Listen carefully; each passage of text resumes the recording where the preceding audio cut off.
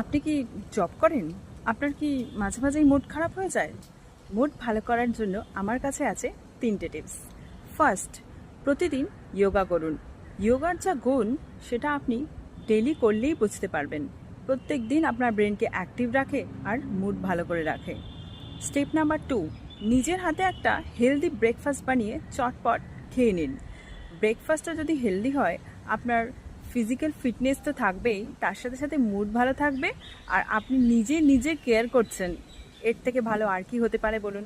আর number 3, একটা comedy movie চালিয়ে দেখতে শুরু করে দিন।